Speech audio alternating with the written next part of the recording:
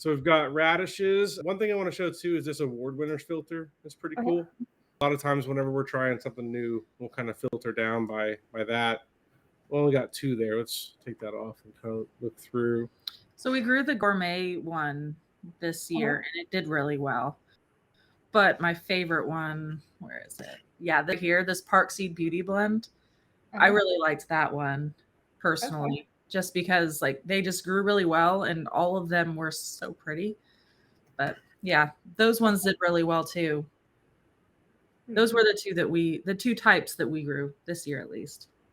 What was it that you liked the best about the blend versus the gourmet seed tape? Was it the flavor or just like? Honestly, it was the look. Just because it was so pretty. But the other ones grew really well too, and they were different shapes as well. So there was a bunch of different types in that gourmet one.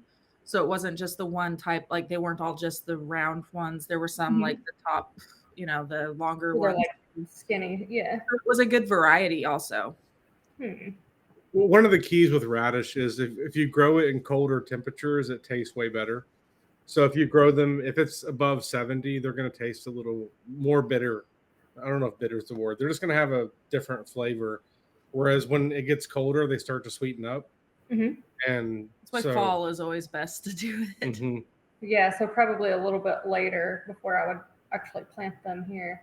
Really fast. It's like 30 days. Yeah. That's what I was just noticing on a lot of these were like 30 days. I mean, I could probably get like 3 crops out of them. It's so great. Yeah, I love doing radish because of that. It's just it's so rewarding. You just plant them and I feel like I turn around and they're done. Yeah, and then every week or two you can plant out a new round and you just kind of have them going continuously.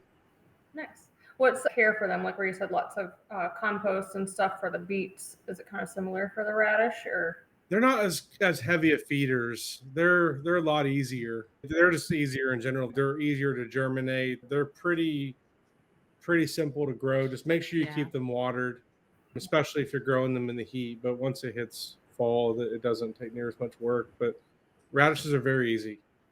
Will they keep growing past the frost date too? They will. Yeah, radishes can tolerate cold. Let me go in here to details, make sure. Yeah, survives hard freeze. I thought it did.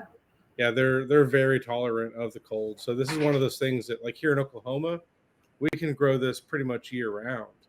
If it gets too cold, we can put up like the greenhouse covers that go over.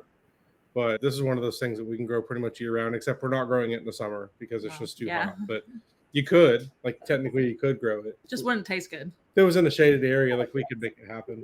But maybe. And then there's a bunch. I mean, there's a lot of other types too. If you want to, I kind of like the little collections just because it's some different ones. Maybe I'll do that gourmet one. And it's a seed tape, so maybe. Yeah, that's what I really liked about it. It was so easy to plant. I mean, we just laid it out. I think I'll go with that one for now. It grew really well for me, so hopefully it does for you too.